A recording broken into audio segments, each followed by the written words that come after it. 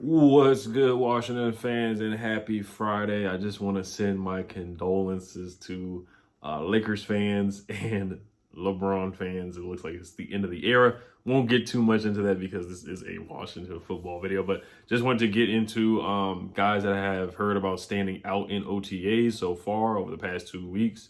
And then also training camp will be in Richmond this year, July 27th to the 31st. The 31st is a Saturday. I think the 27th is a Monday, if I'm not mistaken. So it's only going to be 1 week. It's not the 3 weeks like it used to be back in the day or 2 years ago.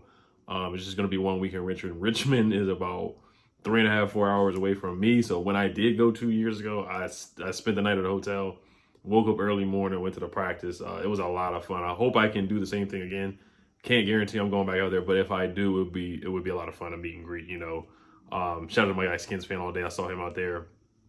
Saw some fans, some YouTubers, some other teams. Saw Mark Holmes out there and his son. So it was pretty fun. It was a funny time. We had a great time out there. I definitely had a blast. But let's get to these OTAs, guys that have stood out. So I'm going to say about 5 or 6 guys that I've heard that have stood out. Watching some highlights and some clips and things like that. Hearing from coaches and press conferences.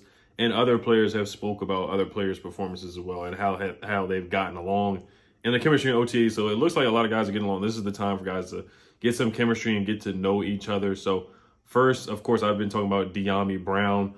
I have butchered his name when I called him Diami, but it's DiAndre Brown. I like to say Diami because it goes with dynamic, but I'm gonna get my guy's name right.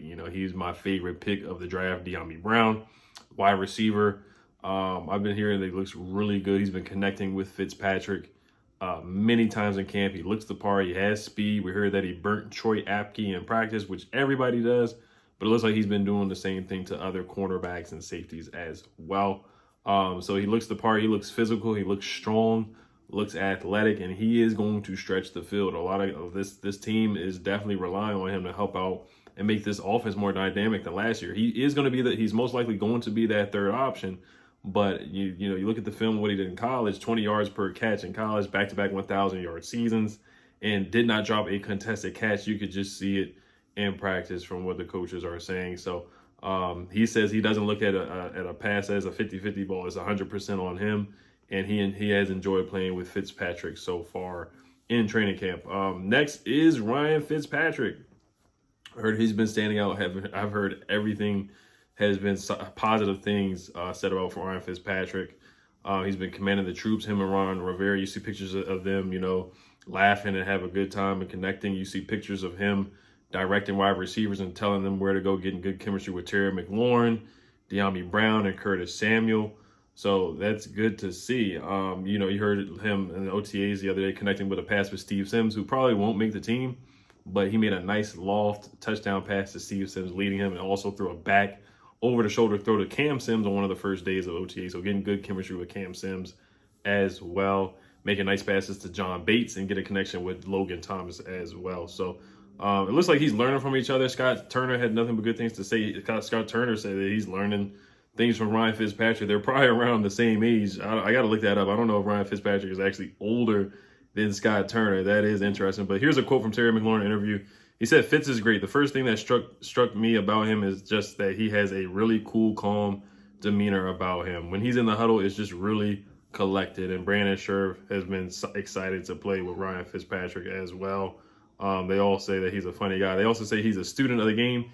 He's super smart, McLaurin said. It helps me out because I get to try and see the game through his eyes. And Fitzpatrick probably will be the best quarterback that Terry McLaurin has played with so far in his career. Hasn't played with many good quarterbacks. It's been a quarterback carousel. But Ryan Fitzpatrick probably will be the best quarterback that Terry McLaurin has played with so far in his career. And honestly, I was lukewarm with the pickup, but it's starting to grow on me. Ryan Fitzpatrick has played well the last 2 years. If you look at his last 16 starts, 27 touchdowns and 13 picks. Top 5 in QBR last year, was ranked number 8 in QBR in 2019. 4-3 as a starter with the Dolphins. So I don't want to drink too much of the Fitzpatrick Kool-Aid. But if you look realistically, he has played pretty solid last year. I mean, the narrative is that he's going to throw interceptions, which he does. But, he's calmed that down. He has played a lot better. So he could definitely be a solid free agent pickup. Ryan Fitzpatrick definitely could be that. If he just can calm down. This is probably the best roster that he's played with. Our defense and the receivers that he's playing with, this is probably, if not the best roster that he's played with, probably at least the second best roster that he's played with. So I'm expecting some good things. I'm not going to get my expectations too high for Ryan Fitzpatrick, but from what I'm hearing from, and it's just OTAs, but I think with this roster with McLaurin, Curtis Samuel, and DiAndre Brown, I think we have the perfect receiving core for him. DiAndre Brown already says that Ryan Fitzpatrick loves to throw the ball deep, and this is great for guys like DiAndre and Curtis Samuel and Terry McLaurin, all guys that run 4.4, sub-4, 4.40s that can just go. Third guy is Jared Patterson, the local guy, running back, about 5'6". They compare him to, everybody, of course, compares him to Darren Sproles and Maurice Jones-Drew, short guys like that. Ron Rivera has said good things about Jared Patterson, compared him to Darren Sproles.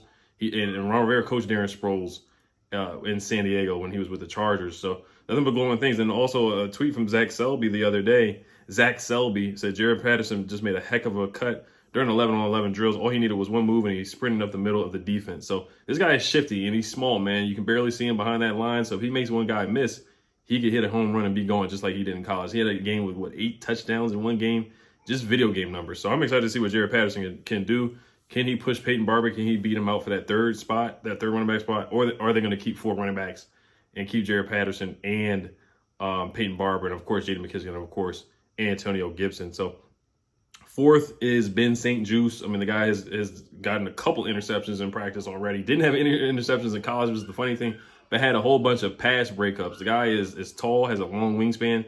Jack Del Rio is excited to see him play with Will Jackson. You know, he's excited to play more man and press coverage and different type of zone looks. So Ben St. Juste has been pretty darn good. John Keim has some good things to say about him as well, saying that he's reading and reacting well. He's using his eyes well, handling assignments correctly, and playing well in zone. He's been in the right place and has used his eyes correctly. So he's been getting good praise from defensive back coaches as well. So we have guys that are athletic and taller, like Will Jackson and Ben St. Juste. So you can move guys around, maybe move Kendall Fuller into that slot position as well. So I'm excited to see him too. Also, Khaleke Hudson has looked pretty good in OTA so far. You know, he's a hybrid linebacker, can play safety and linebacker, can cover some running backs out there, had a one-handed interception. So he's looked pretty darn good so far. He's been more of a special teams guy, started 2 games last year, but let's see if he can get more of a role, you know, come in and be versatile out there. He was a good edge, good coming off the edge in the college as well, rushing the quarterback. Very good at stopping the run, was a leading tackler for Michigan. So let's see what Khaleke Hudson can do. Maybe he can be a breakout player for the Washington football team this year. And then last is Derek Forrest, who has had 2 interceptions so far. They said Ron Rivera said that he drafted him to start on special teams this year. But let's see if he can actually get some playing time, the 5th round pick, and be, you know, another late round gem there. So he's gotten 2 picks. He's been at the right place at the right time, you know, reading, reacting to the quarterback, and just being aggressive, making good plays out there already in OTA. So Rookie Minicamp is June 8th to the 10th. So I will be making videos on that. So stay tuned. Hope everybody has a good weekend. Let me know if you guys plan on going to training camp. I'm going to definitely try my best to get out there. Hail to the football team. Peace.